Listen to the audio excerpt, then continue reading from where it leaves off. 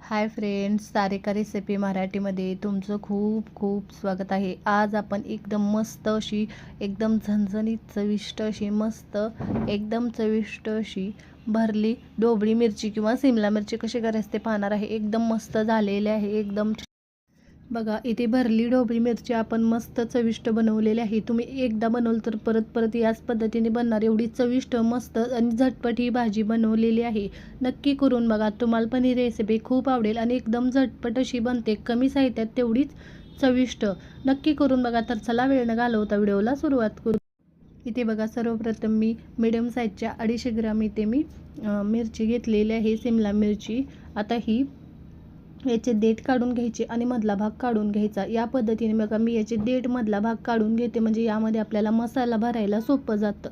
आता या पद्धतीने मी तुम्हाला दाखवते. देठ आणि मी मधला भाग काढून घेतलेला आहे आणि आता याच्यामध्ये मसाला भरून घेणार आहे. सगळ्याच इथे मी सिमला मिरचीचे इथे या पद्धतीने देठ काढून घेते मी.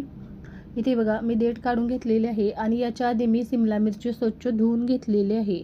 आता आपण वाटण बनवून घेणार आहे. त्यासाठी इथे बघा, थोडंसं सुकं खोबरं आणि 10 ते 15 इथे लसूण पाकळ्या आपण घेतलेल्या आहेत. हे आपल्याला वाटून घ्यायचं आहे. आता त्याच्यामध्ये मी 1 चमचा थोडीशी जाडसर वाटलेली धनेपूड घेतलेली आहे. तुम्हाला हवं तर तुम्ही मसाल्यामध्ये धनेपूड घालू शकता आणि थोडीशी कोथिंबीर घातलेली आहे. थोडं वाटल्यानंतर छान असं हे वाटण करून घेतलेलं आहे. सुकं खोबरं, लसूण, धनेपूड आणि ते कोथिंबीर छान वाटण करून घेतलेलं आहे. एकदम चविष्ट भाजी बनते बघा. नक्की करून बघा. आता हे वाटण मी प्लेटमध्ये काढून घेतलेलं आहे. आता यामध्ये आपण मसाले घालून घ्यायचे. इथे बघा, थोडीशी मी पाव चमचा हळद घातलेली आहे. 1 कांदा घेतलेला आहे. 1 चमचा मी लाल मिरची पावडर घातलेली आहे. तुमच्या आवडीनुसार मिरची पावडर घाला. चवीनुसार मी मीठ घातलेलं आहे आणि इथे मी 4 चमचे भाजलेल्या शेंगदाण्याचं कूट घालते. तुमच्या आवडीनुसार तुम्ही घाला. 4 चमचे मी इथे भाजलेल्या शेंगदाण्याचं कूट घातलेलं आहे. बघा, या पद्धतीने आपण इथे वाटणामध्ये कोथिंबीर घातलेलीच होती, तरी मी वरून थोडीशी घालते. त्यामध्ये थोडंसं 2 चमचे तेल घातलेलं आहे. तेलामुळे छान याला बाइंडिंग येतं आणि छान चव पण लागते मसाल्याला. आपण हे सगळं मिक्स करून घ्यायचं आहे व्यवस्थित असं आणि सगळं व्यवस्थित या पद्धतीने मिक्स करायचं आणि आपण मिरचीमध्ये भरून घेणार आहे. बघा, छान मसाला आपला तयार झालेला आहे.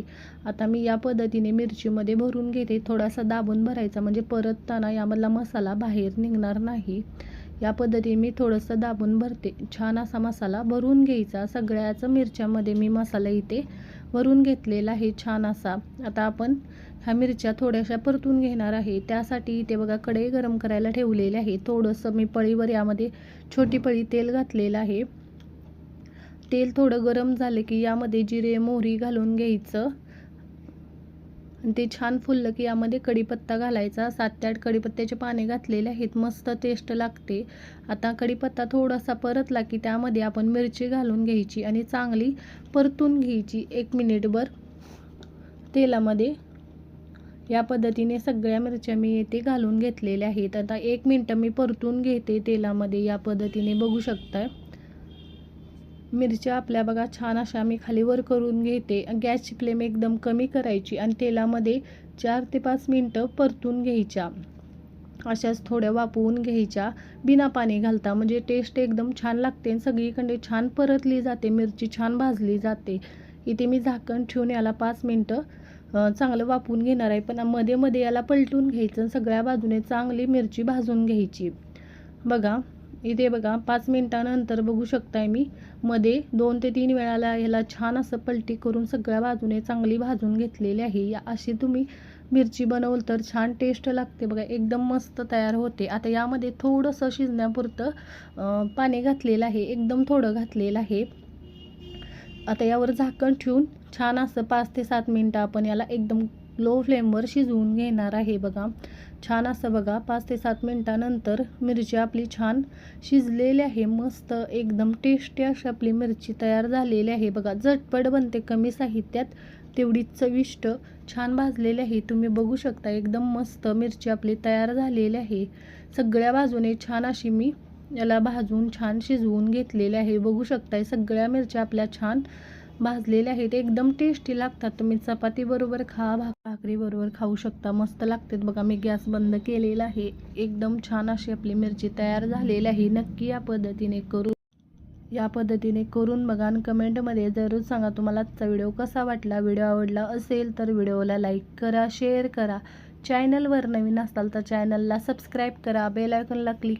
या पद्धतीने तुम्ही झटपट बनणारी चविष्ट अशी एकदम मस्त कमी साहित्यात तेवढीच आपली एकदम झणझणीत चमचमीत अशी भाजी तुम्ही नक्की बनवून बघा. सिमला मिरची सुकी भाजी नक्की बनवून बघा. भरली सिमला मिरची.